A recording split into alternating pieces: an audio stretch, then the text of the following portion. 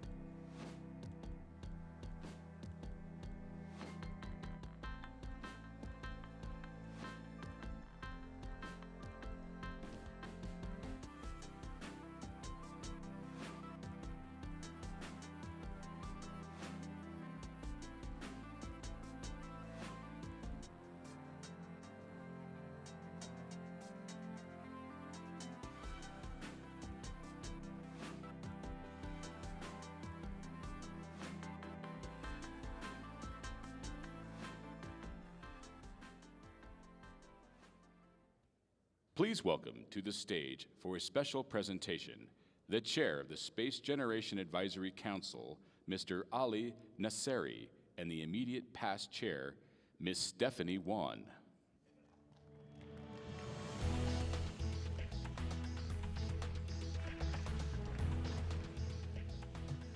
Good morning, everyone. Over the past decade, the Space Generation Advisory Council has forged a strong partnership with the Space Foundation. This started with the former Space Generation leadership, Agnieszka Łukaszek and Ariane Cornell, who helped establish the Space Generation Fusion Forum in conjunction with the Space Symposium 6 years ago. We believe both organizations have benefited strategically over the years, increasing the number of SGAC members as well as new gen participants here in Colorado Springs. In 2014, we had the honor of flying 25 SGAC flags on the Orion EFT-1 mission, thanks to the support of Lockheed Martin. On behalf of SGAC, it's our pleasure to present one of those flags to the Space Foundation for their long-term support of SGAC and for their mentoring of the next generation of space leaders. Thank you for your long-term support, and we look forward to working with you in the future years.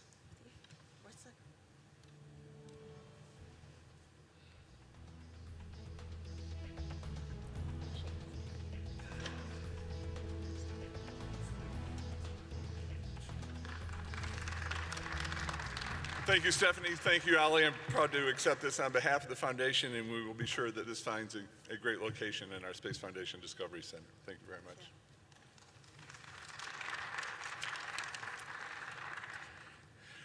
It's now my pleasure to introduce our first featured speaker of the day, European Commissioner Ms. Elzbieta Bienkowska. She's the Commissioner for Internal Markets, Industry, Entrepreneurship, and SMEs. And her responsibilities include renewing the strategy for completing the single market for goods, maintaining and reinforcing a strong, high-performing industrial base, encouraging defense markets efficiency, and setting regulations for the development of space applications. With all of these responsibilities in the field of space and defense that her portfolio includes, I'm sure her remarks will be very valuable for us this morning. My pleasure, and please join me in welcoming Ms. Elzbieta Bienkowska.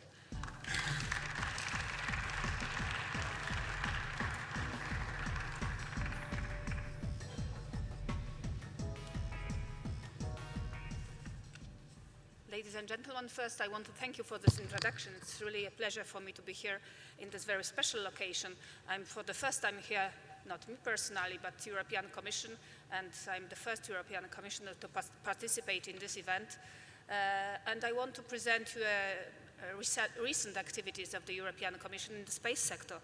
This is a very significant moment because, as you maybe know, European Union, Europe and its nations have been always quite important in the space and quite active in the space since 1975. They organized their activities around in the framework of the European Space Agency. But really, as EU, we only have had our responsibilities and the formal role in the space starting from 2009.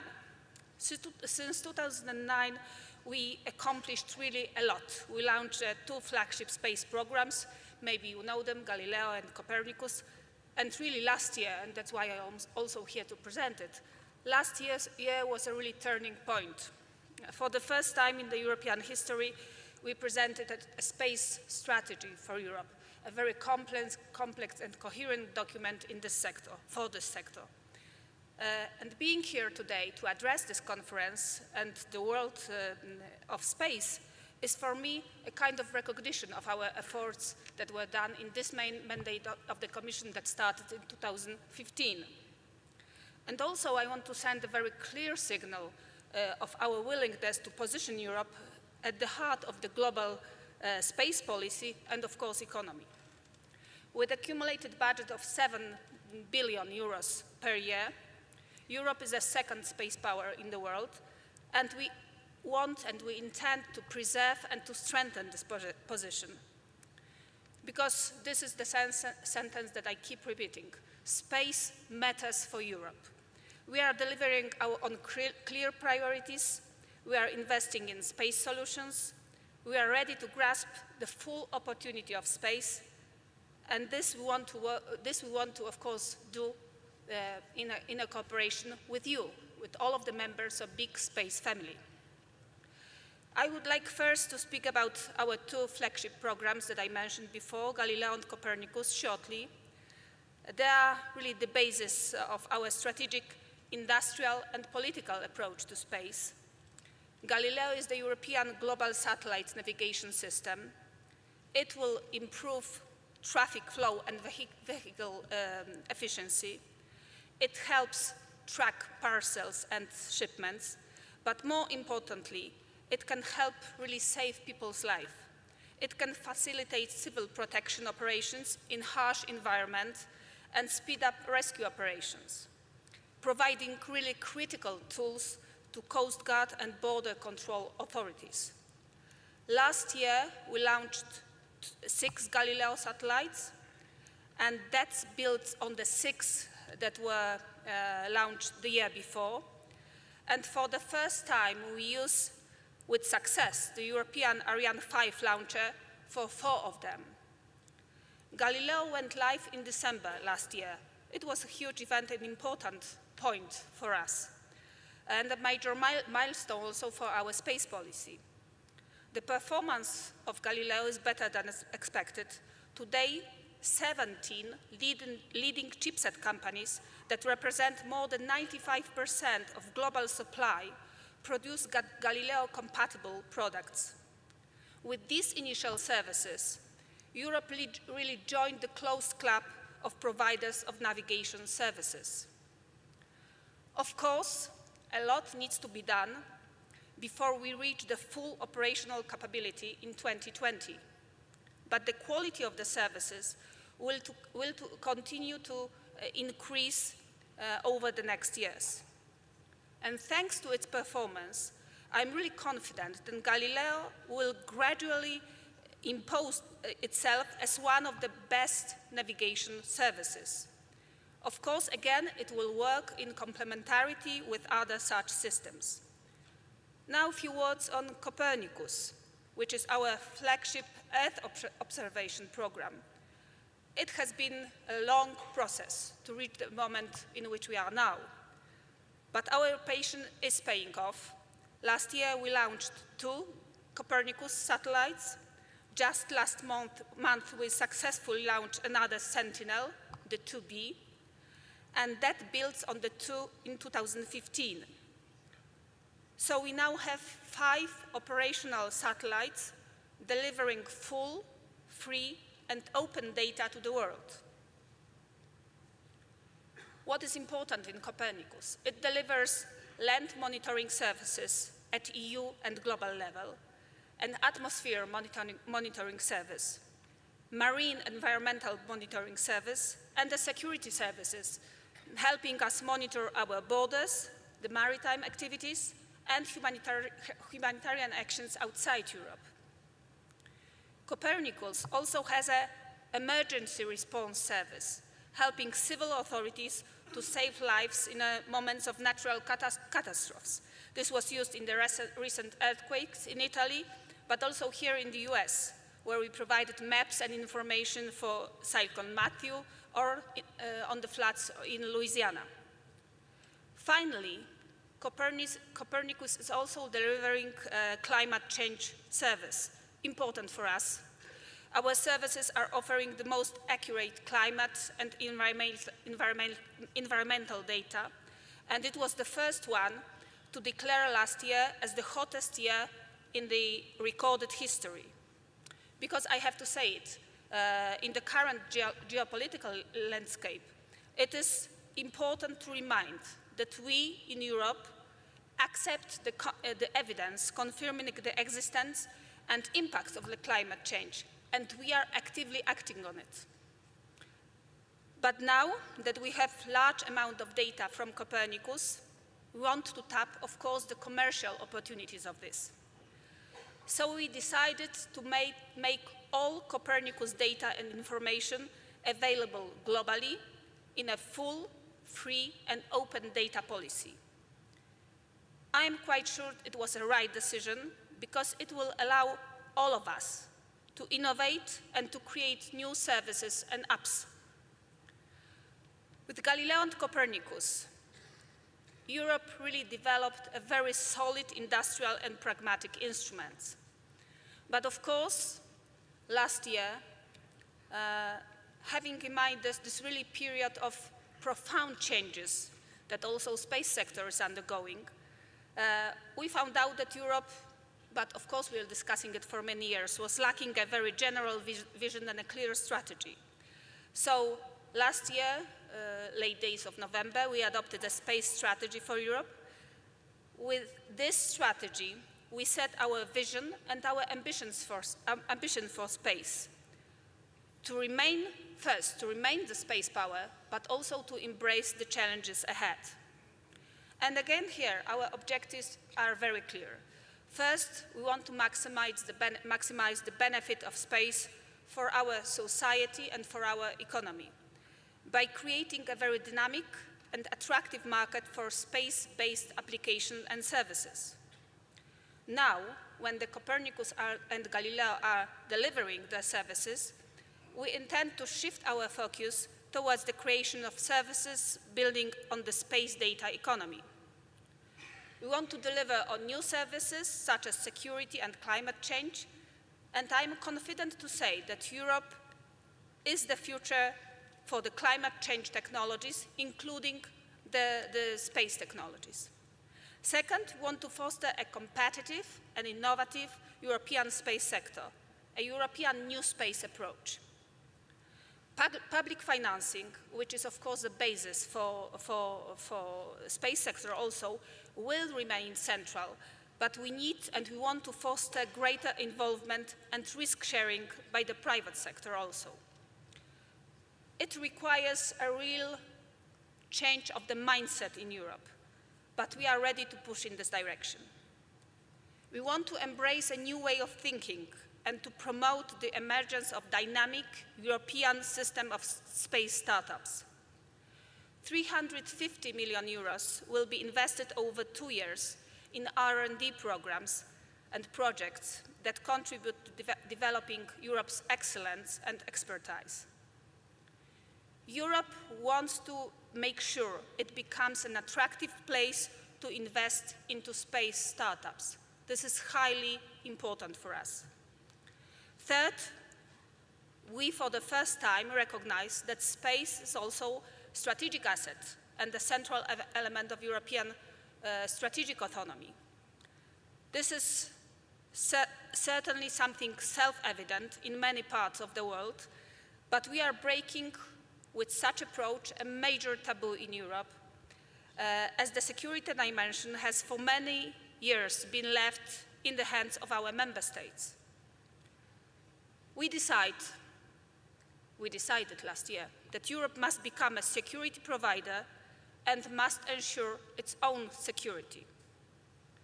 For this, there are many ongoing initiatives, but I just want to mention that last year we announced to set up of European Defence Fund to support cooperation in defence capabilities from research to the end products. And of course, in this aspect, also space technologies are key to that. So very concretely, we will strengthen the security and defense dimension in both programs, Galileo and Copernicus.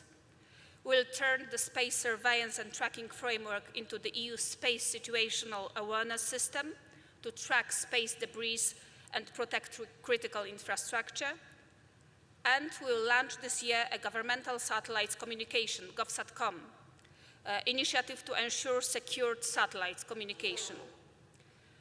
But all this ambitious strategy will not be possible without autonomous access to space for Europe. We observe very closely the ongoing revolution in the launcher market, especially here in the United States, around the principle of the reusability. Europe's answer is the development of the next generation of cost-effective, reliable, and competitive European launchers, Ariane 6 and Vega C. We will aggregate our institutional launches to support those two launchers. So Let me conclude and maybe summarize what I said before. I'm here at the Space Symposium because I believe, my colleagues in the College of the Commissioners, we believe in what Europe does in space and in what our space programs have to offer to global community. That is why we put forward a strategy. The priorities for the years to come is to implement just to implement this. Several actions and initiatives will be put forward to foster space-based applications. We will put a focus on space startups. We'll work on synergies with the security and defense dimension. And we will continue work on a smart strategy for launchers. And of course, as I said, we will launch a proposal for our GovSatCom initiative. At the same time, we'll continue building and maintaining our space infrastructure. So more Galileo and Copernicus satellites will be launched later this year.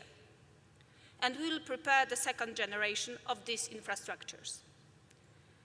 I am here mainly because in Europe we want to work together with you.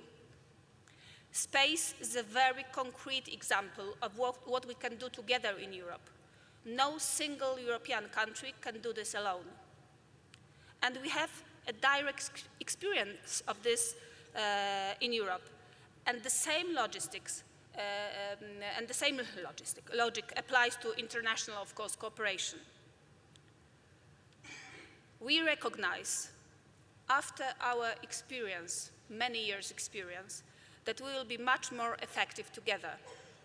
We can and must support each other in very important initiatives. By working with us, you will be able to benefit from our space program.